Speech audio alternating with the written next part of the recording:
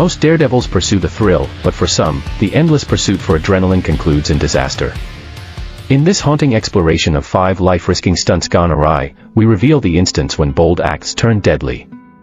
From bungee plunges to parachuting disasters, these attempts were intended to challenge danger, but instead, they became somber reminders that even the boldest risks don't always succeed.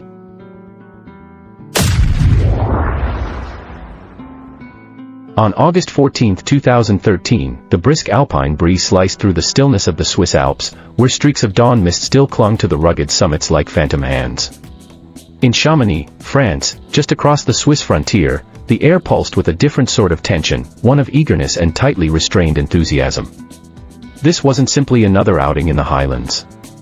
This marked the opening day of Hello Base 74, where 20 of the planet's most skilled wingsuit flyers had assembled to stretch the frontiers of human flight. Among them stood Mark Sutton, age 42, a man whose reputation had become immortal only the year before when billions had witnessed him parachute into the London Olympics as James Bond. That historic performance, where he and Gary Connery, dressed as Queen Elizabeth II, drifted through the night sky with Union Jack canopies, captured global fascination. His athletic physique radiated the steady assurance of someone who had courted gravity countless times before. Yet even seasoned aviators of the air know that each leap carries its own hushed cautions. Just days prior, Sutton had shared on Facebook about the radiant days in Chamonix and how deeply he was enjoying them. After concluding several triumphant base wingsuit descents, he recounted a breathtaking paragliding flight with Mont Blanc as the backdrop, glaciers shimmering under the sunlight. There was no foreseeing these would become among his last public reflections. At 10,800 feet above the Grand Hortan zone, Sutton and his close companion, Tony Urigallo, readied for what was intended as a brief 1-minute aerial warm-up run. The terrain below appeared almost serene, oblivious it would soon serve as the stage for calamity. Both men executed their concluding safety inspections with practiced accuracy. Their wingsuits, engineered to transform the human frame into a gliding surface, were flawless. Sutton gave his customary thumbs up to the lens, a final snapshot that would later torment those closest to him. At nearly 11 a.m., Sutton launched that ultimate step into emptiness, with Urigallo right behind. For those first fleeting seconds, the dive was impeccable. His suit seized the wind precisely as designed, his body fusing with the atmosphere as he accelerated to 155 miles per hour. The valley unfurled beneath him like a living masterpiece, the kind of vision he had mastered countless occasions before. But scarcely 20 seconds into the glide, catastrophe struck. Sutton's course carried him perilously near a rocky ridge. At such lethal velocity, there was no room for adjustment. The collision was immediate and devastating. Urigallo, still in midair, could only witness as his companion veered aside and vanished from sight. The cameras chronicled those final instants, though mercifully not the crash itself. When emergency responders arrived minutes later in an Air Glacier's chopper, the scene was so severe that DNA confirmation would later be necessary for identification. The announcement rippled shock through the extreme sports world. Danny Boyle, who had directed Sutton in the iconic Olympic spectacle, remembered him as gentle and reflective, remarking that of all the contributions to the ceremony, none were finer nor braver than Mark Sutton's. His partner Victoria was left with only recollections, including one touching memory from the Olympic night, when she proudly called him, "my very handsome 007. Mark Sutton perished as he had lived, testing the boundaries of human flight, chasing that flawless instant where earth and heavens converge. His story endures as both a motivation and a stark warning of the razor-thin line extreme athletes tread, where the divide between triumph and ruin is measured in mere seconds and inches.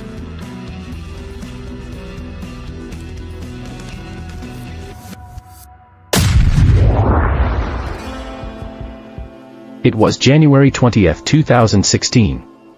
The Pacific roared endlessly against the rugged Californian shoreline as dawn broke over Big Sur. Bixby Bridge, an engineering marvel towering 280 feet above the violent surf, cast elongated silhouettes in the morning sun. For many, this landmark bridge symbolized despair, but for base jumpers, it represented something else entirely, a doorway to pure exhilaration. Mary Catherine Katie Carnowell, a 30-year-old nurse from Ventura, California, stood atop the bridge that morning, her pulse racing with the familiar surge of anticipation. With more than 300 base dives accomplished, Katie was a respected figure in the daredevil world. Friends recalled her as someone who would quietly enter your life and never fade, pairing her fearless drive with a genuine kindness that warmed everyone she encountered. At her side was Rami Kajala, a 42-year-old Finnish athlete and base jumping instructor with an astonishing 2,500 leaps behind him.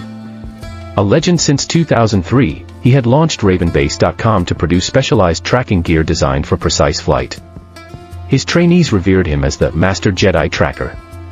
Katie's GoPro camera recorded as she braced for her plunge.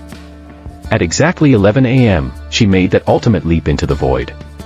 For a fleeting moment, she embodied poetry in motion, slicing through the clear Californian air. But as she neared her landing zone, 3 towering waves, larger than expected, rushed against the coast. The first wave struck Katie just as she touched down. The second dragged her off her feet. By the third, she had disappeared, consumed by the ruthless Pacific. What followed displayed both heroic bravery and merciless irony. Rami, watching from above, acted without pause. In a split-second choice that revealed his character, he removed his helmet and chute, gear that could have ensnared him in the violent water.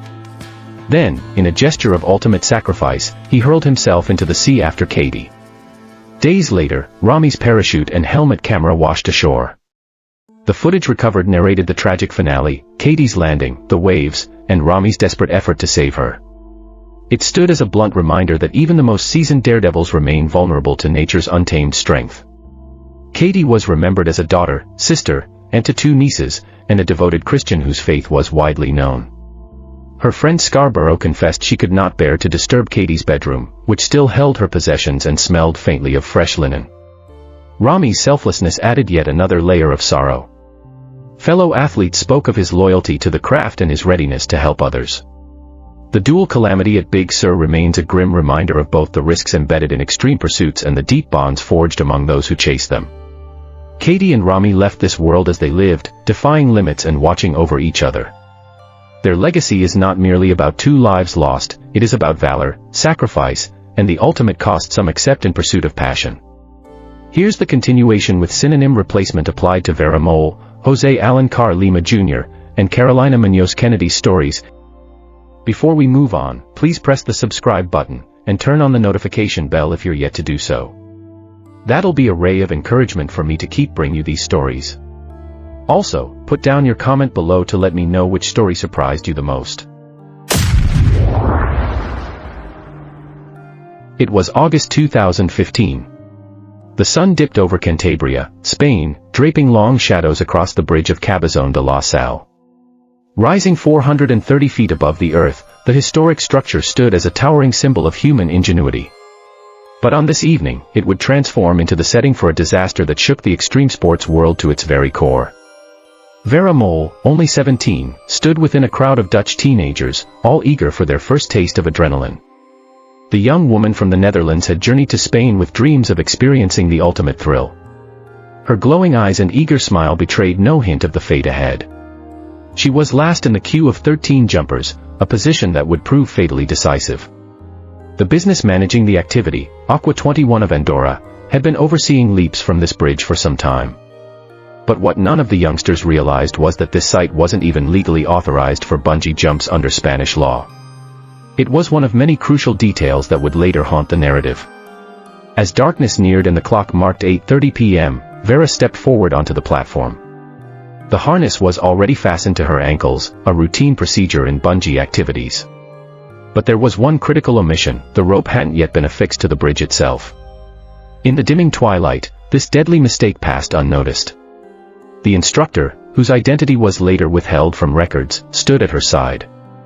His experience in the sport was notable, but his weakness was his inadequate grasp of English.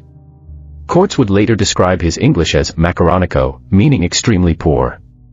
What unfolded next became the subject of rigorous judicial review. The instructor, attempting to prevent Vera from leaping before the final check was done, shouted what he believed was an unmistakable order: no jump. Yet, in the charged moment, with adrenaline high and his thick accent distorting the phrase, Vera heard something entirely different: now jump. In that single instant, the distinction between 2 simple phrases, no jump and now jump, became the boundary between life and death. Convinced she had received permission, Vera did exactly what she had come to do. She jumped. The following seconds unfolded in ghastly slow motion for the onlookers above. There was no bungee recoil, no joyous rebound. The cord, unattached to any anchor, followed her downward into the darkening void. Her plunge was unbroken, merciless, and ultimately fatal. The aftermath revealed a cascade of oversights. The instructor should have used the conventional phrase, "Don't jump," to avoid misinterpretation. He should have confirmed Vera's ID. She was under the legal minimum of 18 for bungee jumping in Spain. The bridge itself wasn't sanctioned for such endeavors. And the waning light made safety inspections even more difficult. The Cantabrian courts later upheld that the instructor could face charges of negligent homicide. Aqua 21 of Andorra appealed, arguing that Vera had leaped prematurely and that it was mere accident. But the judges were resolute. The instructor's poor English, combined with multiple violations, had created the perfect storm for disaster. Moretime Club, from Flowtrack, the employer of the instructor, later admitted that although Vera was tied to the rope, she leapt before being secured to the bridge. A grim acknowledgement that arrived too late to spare her life.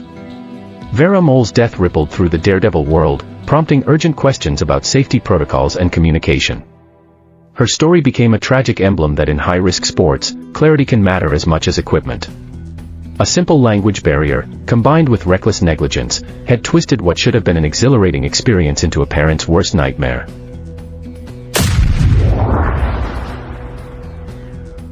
On November 3, 2024, the rising sun lit Rio de Janeiro, Brazil, casting dramatic silhouettes over the cliffs of Pedra Bonita. At 820 feet above the ground, the colossal formation towered as a stark display of nature's power. But on this morning, it would witness a tragedy that jolted the adrenaline community to its core. Jose Alencar Lima Jr., a 49-year-old veteran of the skies, stood poised at the edge of a forbidden trail, his speed wing carefully arranged behind him. The expanse of São Conrado sprawled beneath him, a panorama where city met lush paradise. For Lima, who had returned from Germany to his homeland Brazil, this leap was meant to affirm 2 decades of mastery in human flight. His record was flawless, a former paratrooper in Brazil's elite parachute infantry brigade, a seasoned skydiving teacher, and a man who had turned the sky into his second dwelling. That morning, Lima meticulously checked his gear. Every strap, every line of his speed wing was scrutinized with precision.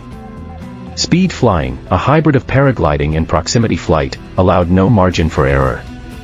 The pursuit demanded skill, speed, and split-second control, all while soaring within arm's reach of rocky cliffs. Within the small crowd gathered to observe, murmurs of both excitement and unease filled the air. One woman's voice rose above, "Guys, I'm worried." Her concern was not misplaced. Lima had chosen to leap from a prohibited trail, bypassing the sanctioned ramp designed for safe launches. At last, the decisive moment came. Lima positioned himself for takeoff, his stance taut with familiar tension, his gaze fixed on the horizon. Yet something was different. Whether it was the unauthorized location, the treacherous morning gusts twisting around the cliffs, or another hidden factor, the fine balance of a successful flight was about to collapse. As Lima dashed toward the brink, time seemed suspended. His speed wing began to inflate, the canopy catching the breeze. But what should have been a graceful liftoff became disaster. Witnesses described him stumbling at the vital moment. In that heartbeat, mastery turned to helpless descent. The crowd gasped in horror as his body plunged toward the rocks below, the distance nearly equal to 3 statues of Liberty stacked high, disappearing in mere seconds. The strike was instant and fatal, the sound echoing through the cliffs as a chilling reminder of the unforgiving stakes of the sport. In the aftermath, the São Conrado Hang Gliding Club issued a statement stressing Lima's fatal decision to ignore safety. The pilot did not use the ramp to take off. The spot he chose for takeoff is bad and even prohibited. The CSCLV is not responsible for the incident. With that clarification, may the pilot rest in peace. His sister-in-law, shattered by grief, tried to understand. "We have no idea what could have happened," she told reporters, her voice trembling. He was a professional skydiver for 20 years. He was experienced. What happened was an accident. She revealed Lima had been preparing to travel to Dubai for his next adventure. Plans now ended abruptly. The sun continued rising over Rio, indifferent to the tragedy beneath its glow. The cliffs of Pedra Bonita remained silent, holding the mystery of why a master had fallen.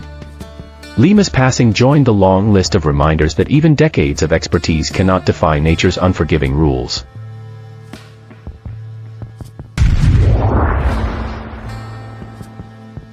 On October 28, 2024, the skies above Boituva, Brazil, stretched a flawless blue, a perfect day for skydiving. The small city southeast of São Paulo had long been a haven for jumpers, its stable winds and open plains drawing adventurers from across the globe. But this day, the calm skies became the setting for a heartbreaking catastrophe. Carolina Munoz Kennedy, a 40-year-old Chilean psychotherapist who had lived in Brazil for over 5 years, prepared for what would be her last leap. A practiced member of the Brazilian Parachuting Federation since 2013, Kennedy was far from a beginner. Friends recognized her as a skilled diver who combined precision with passion. The day had begun typically. Kennedy had already completed several smooth descents, each a testament to her growing mastery of the craft. This final jump of the afternoon was meant as a closing flourish before she returned home. As the plane climbed, Boituva unfolded beneath her like a colorful quilt. Teammates remembered her steady demeanor, her thorough pre-jump checks, the careful rituals ingrained by repetition. Yet this time, fate intervened. As she exited the aircraft, observers below saw Kennedy spiraling uncontrollably, her primary chute failing to deploy correctly. In such moments, training takes over: cut away, pull the reserve, survive. She attempted the emergency protocol, fighting through the chaotic spin as she activated the reserve. But the backup, her last shield, also malfunctioned. Spectators could only watch helplessly as Kennedy's struggle intensified, her body spinning faster toward the ground. Patricio Chundia, president of the Chilean Parachuting Federation, later described the tragedy. "I spoke with the president of the Brazilian Federation, Wellington Mendes, who told me it was a malfunction of the main parachute, and the reserve also failed." She plummeted. It had been 10 years since they had such an accident. Kennedy slammed into a field in Boituva. The impact was devastating, yet she survived the initial blow. Medics rushed to her side, finding her still breathing. But despite their tireless fight, Kennedy succumbed at the hospital. The heartbreak deepened when her friend, Carol Schreiber, revealed Kennedy's inner conflict. She wanted to stop skydiving because she had lost friends. She was shifting into freediving. She wanted to reduce it, not give it up entirely, because she enjoyed it and was skilled. She knew the risks. She was eager. But there was no time. Police quickly began an inquiry, seizing Kennedy's high-performance gear for inspection. The Brazilian Skydiving Confederation, devastated by the loss of one of their own, vowed to thoroughly investigate the rare double failure, an event not seen in a decade. The skies over Boituva remained serene, unaltered by the tragedy beneath. Kennedy's death echoed a stark truth, that in extreme sports, even perfect weather, flawless training, and professional gear cannot guarantee survival when fate and failure collide.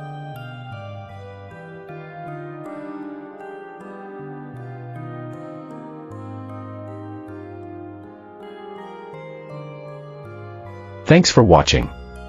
Click the popped video on your screen to watch some other most mind-blowing tragedies ever. They are real stories and life-touching events, not crafted. See you in our next one. Cheers.